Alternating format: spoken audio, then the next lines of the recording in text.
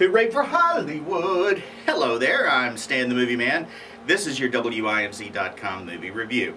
This week, in something of a surprise to me, you sent me to see MacGruber, based on the Saturday Night Live skit starring Will Forte, Kristen Wiig, Ryan Phillippe, Val Kilmer, Powers Booth, and others. The story is of a covert operative who has been thought to have been dead for 10 years, although his boss in the military knew he was alive. And he's brought back into service when how can I say this without offending everybody, or at least half the population on the planet? The bad guy in the film is named Dieter von... let's just call him Dieter. And he's played by Val Kilmer. He has stolen a Russian nuclear weapon, and of course nobody knows what he plans on doing with it. Once the American military finds out, they have to get MacGruber to come back into service so he can take down Dieter.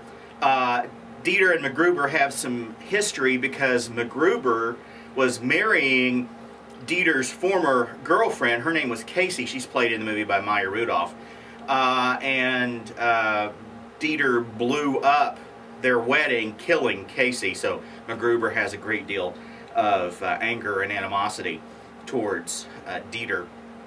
He is joined on this quest by Ryan Phillippe's character by the name of Piper, and also Kristen Wiig, who is Vicky. Kristen Wiig's character and, of course, MacGruber are both stuck in the 80s with mullets and feathered hair and polyester pantsuits.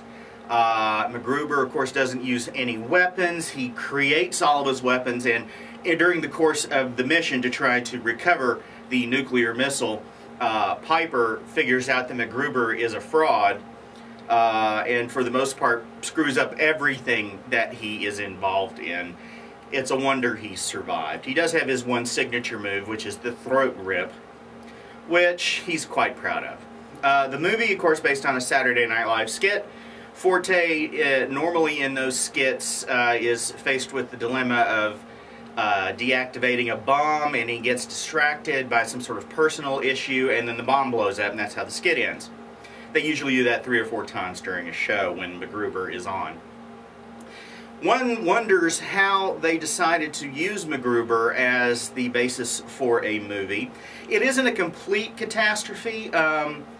It suffers the problem that most movies based on Saturday Night Live skits suffer, which is comic overkill.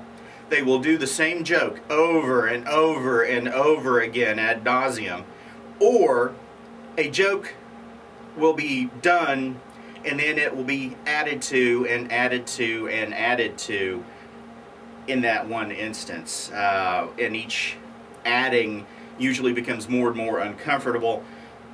Hopefully it becomes more and more funny. It generally doesn't. Now the movie does have quite a few laughs in it. Val Kilmer I thought was quite good as the bad guy, whose last name I won't say because I try to keep these reviews kind of family oriented.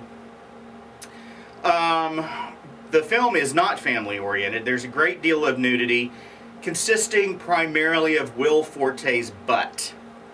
And an older woman who's topless. That happens one time. I pretty much had forgotten it until I thought of it right now. You know, it's not a terrible Saturday Night Live movie. It does have its share of laughs, but again, the comedy overkill tends to wear a bit thin. And it's not completely terrible, but it's not all that good either. You may want to wait on it as a rental on your Netflix or when it hits the stores in, say, 3 to 4 months.